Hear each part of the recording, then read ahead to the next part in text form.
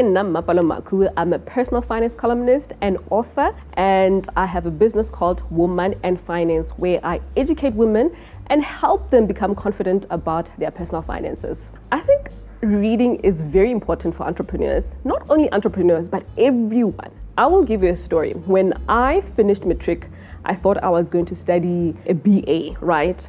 And because I couldn't go to varsity in that year, the following year, because money was stretched thin. Two of my siblings were already in varsity. So I took an involuntary gap year. And in that year, I started reading books that I had never read before, right? Remember, I was going to study copyright at Rhodes University. And because of books, I completely changed. So I started reading personal finance books. I started reading about investing. I was like, what world is this, right? So for me, it is significant to read and even read outside of the normal genre that you do read.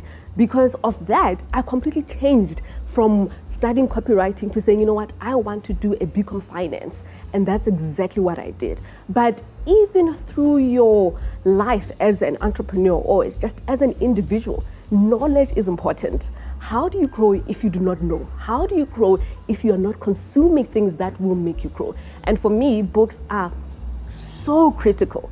But what I've realized also is that books are not just there to inform you and that you agree with everything they say. I think books also help you form your own opinion as an individual. I've seen way too many times where people say, oh no, I don't read that book. That book is trash. And I'm like, that is not the point of books. Books are not there to confirm everything you believe. They are there to even challenge you. I grow through reading books. Let me share with you some of my favorite books. So this book is called The Alchemist by Paulo Coelho. And my sister introduced me to him, right? And I've been reading this book for the past 5 years. Every single year, I have to read this book. For me, it is a book about life because it talks about this boy who goes on a journey to find treasure. And all of us, aren't we all trying to find treasure? We certainly are. What I absolutely loved about this book is that through challenges, they will come, but you have to be fearless. You have to continue seeking that which is inside of you, right? Regardless of the challenges. My husband and I, a couple of years ago, when we decided to move back home, this book was a catalyst for that because I knew that, you know what, for us to get to the next step of what we want to achieve, if you are saying you're an entrepreneur, there are going to have to be sacrifices, right? So for me, this book really helped me and encouraged me to say, you know what, I can do hard things. And even today, because of experiencing that and because of reading this book, I'm not afraid of challenges. So this is definitely a must. This book I absolutely loved. I absolutely loved. I picked up this book last year, November. We all know Nike, right? We know the brand, we love the brand. But for me, I wanted to see, how did you build this brand, this global brand?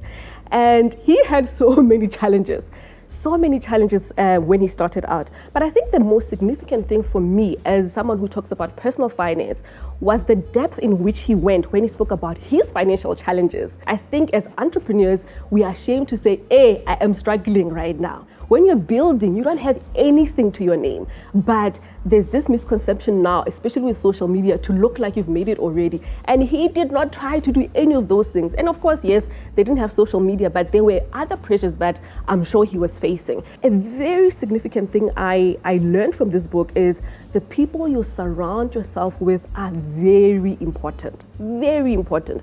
And the same people he surrounded himself with when he started, they all grew and they have shares in the business. Yes, some fell off, of course, because relationships sometimes just don't work out. But the importance of having the right people in your business is everything. It actually can either make or break the business. One of the things in the book he mentions is about, when the offer started coming through to say, okay, sell us a share, sell us this. And one of the guys took him aside and said, what are you trying to achieve here? What is the goal? Yes, now we have different offers, there's different type of money coming in. And I think it really goes back to saying, what do you want to achieve? What do you want your legacy to be at the end of the day? Because you can accept money will always come. Lately, it's something similar that we've been experiencing. My PA, Pam, you have different emails. Can you do this for us? And I look at the company, I said, I do not want to be associated with this company. So I think it's very important to know yourself, to know the type of people you want to be around and the type of people you want to work with. So this book, I couldn't put it down. I could not put it down. I would wake up at 5 a.m., 4 a.m. just trying to get through quite a lot of pages for the day because I'm a mom.